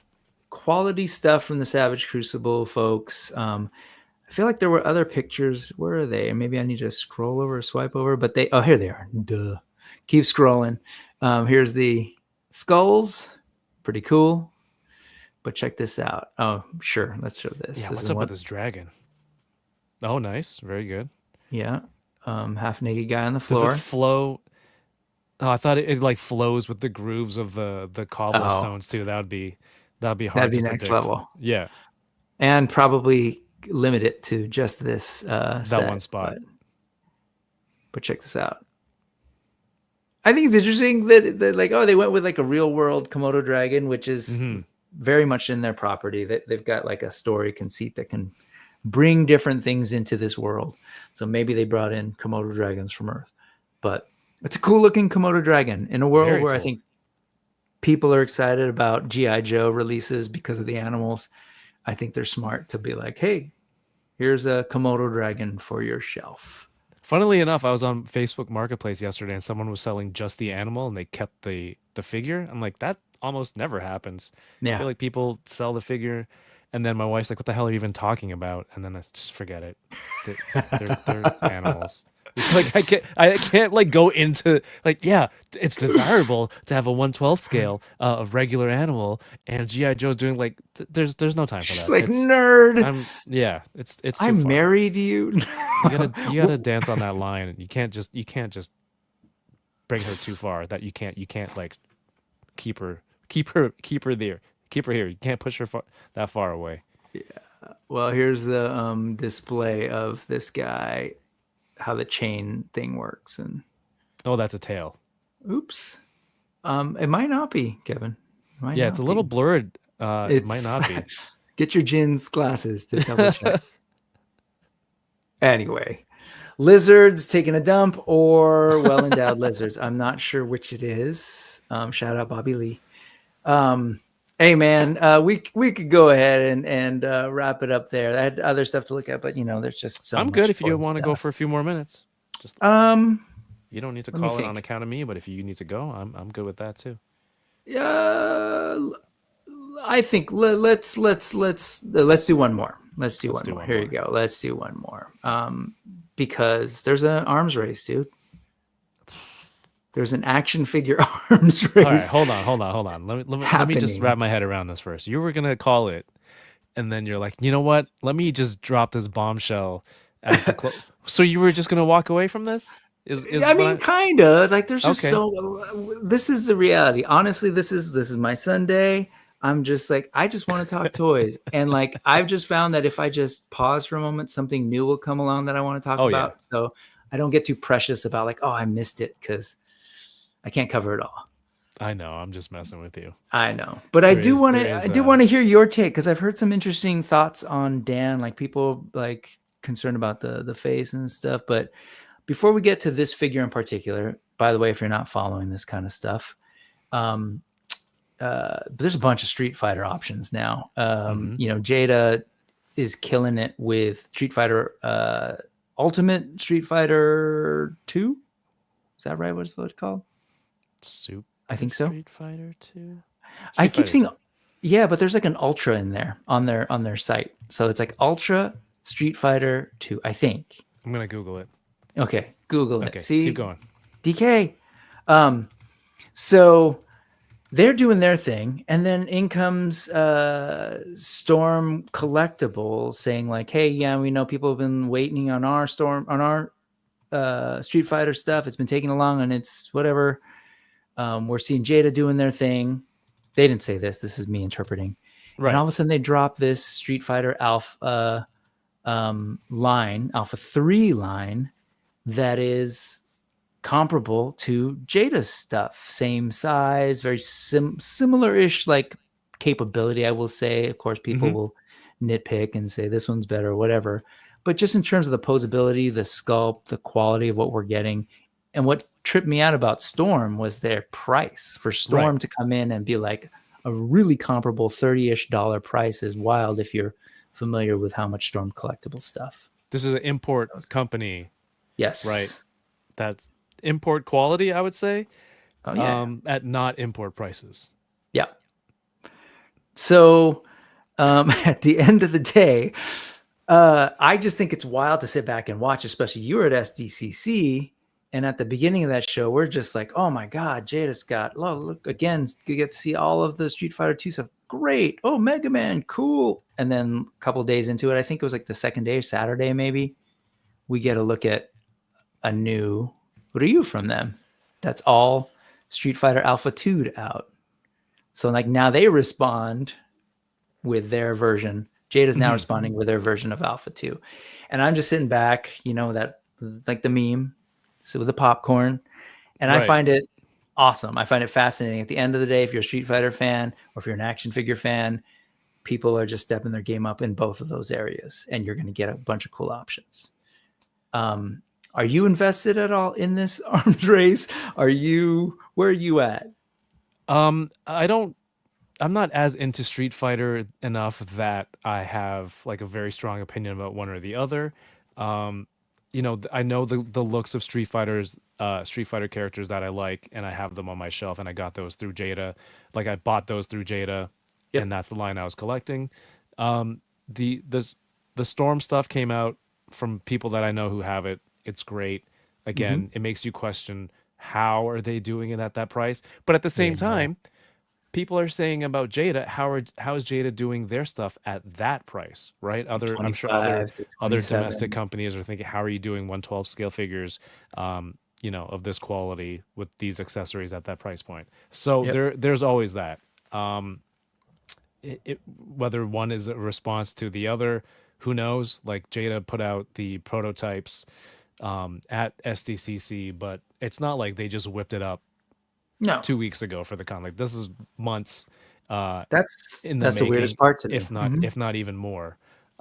So it's cool. Can you have both lines at the same time? I'm sure you can, if they go together or not, right?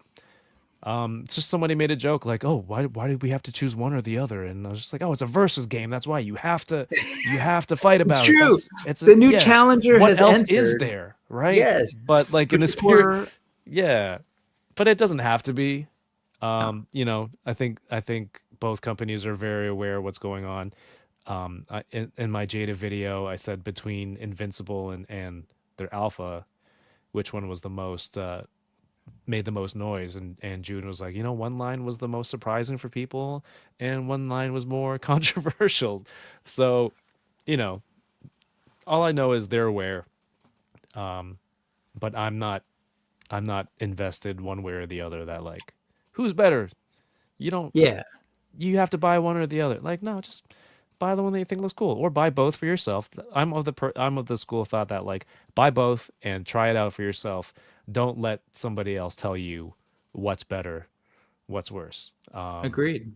D-Amazing. I think D-Amazing, I was like, one time I said, dude, how do you review so many things? And he said to me, how can I put out a review and tell people my opinion when I haven't tried this first personally, or I haven't tried this personally and handled it? And I go, okay, I respect that. That makes a lot of sense.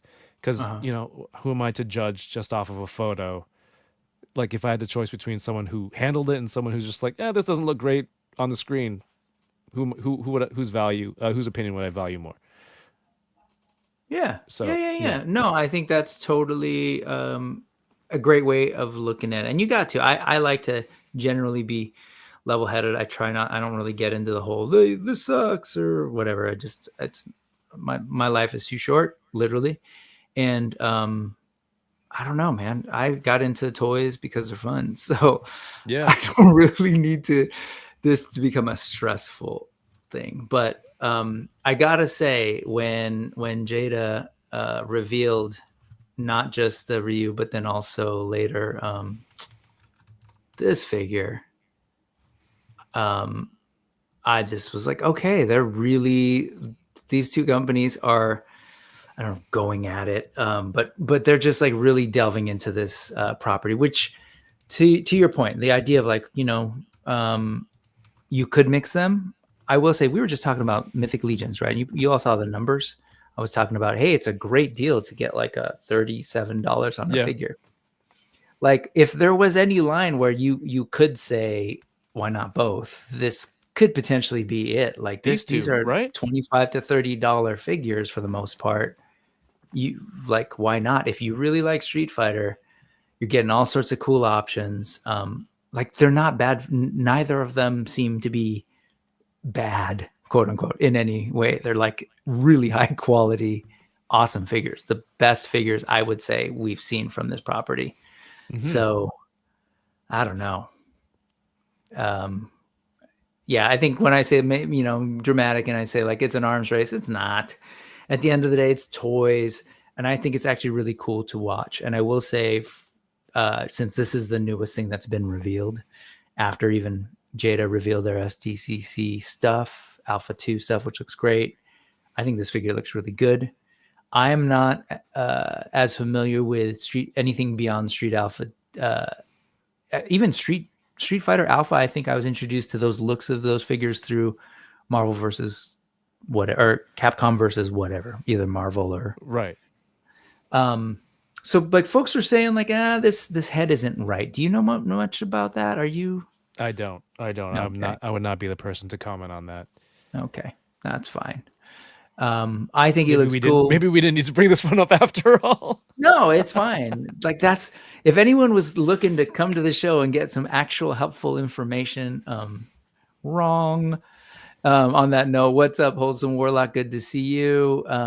Rick Jones is saying June collects all the Storm collectibles. He's a fan too, of course, and which is great. Rick Dom, sensible as always. I can hear his voice. Plenty of room for both lines to exist. Having more options for collectors is always a good thing. Well, Absolutely. if you watch the Enabler stream, you'll come to realize that Rick doesn't really have opinion one way or the other. Actually, no, that's not true. He's for both sides. He's a habitual flip-flopper. So, is it the voice of reason? Is it flip-flopping, or is it he is just so enlightened that he stands back and can see the big picture for what it is and understands what really matters? Watch the replay and witness in real time as he has some self-discovery in San Diego. It's Bay so Area, good. Rick Dom. I got you. I like your sensibility. Plenty of room for both lines to exist. He thinks options are always a good option.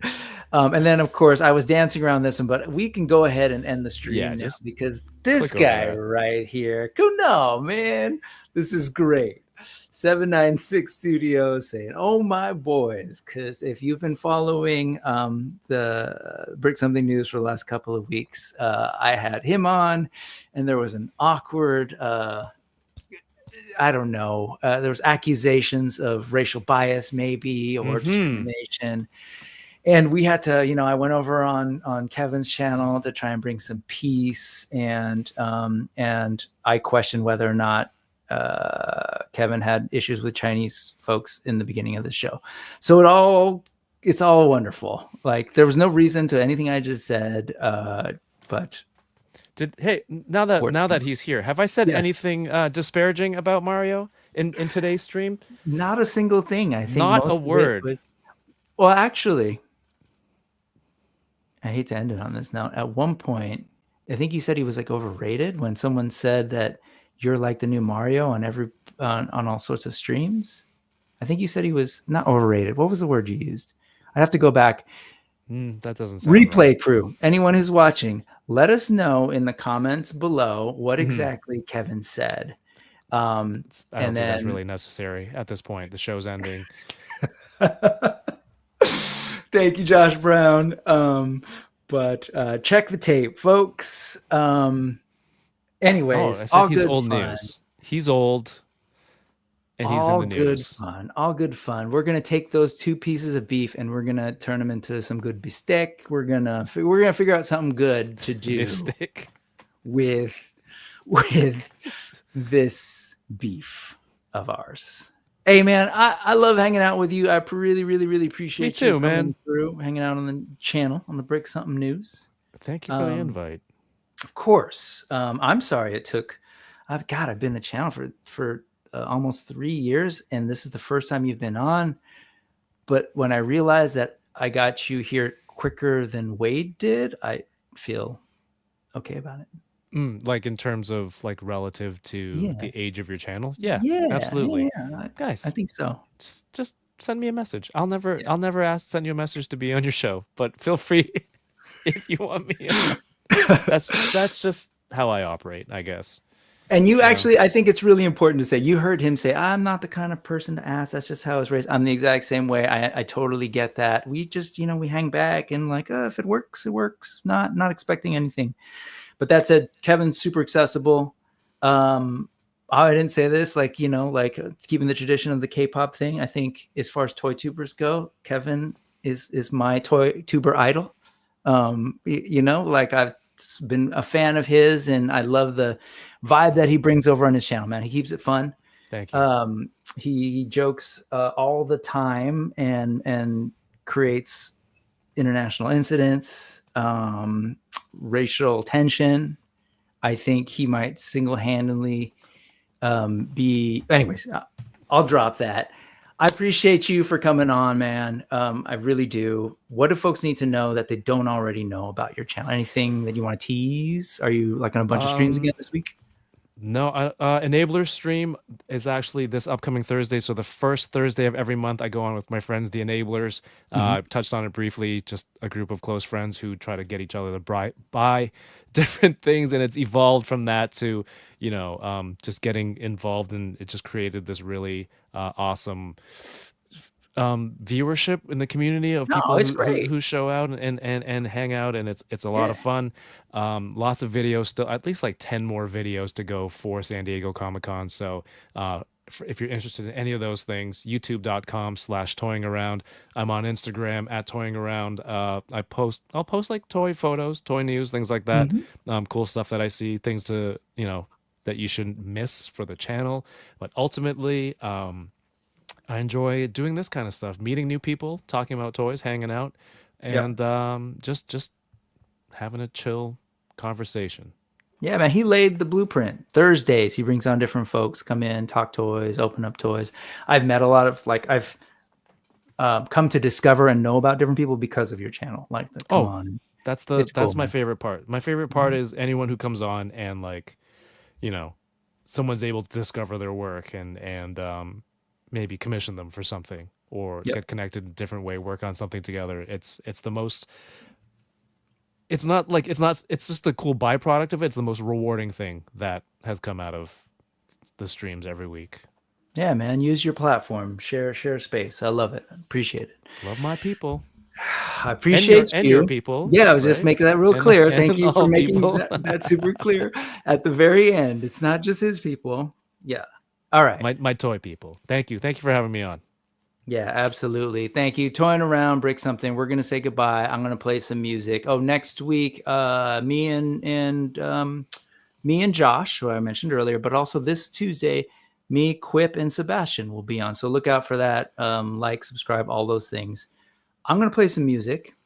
I'm going to totally steal, which I've done, what Kevin does, and then maybe he'll talk after. You know what I'm saying. Here we go. So, yeah, you know how this works. Hey, am I supposed to freestyle? I don't know. I can't. Did you ever freestyle? Did you ever rap? Dance, monkey, go! We're dancing? We're totally dancing. They just can't see. Thanks, folks.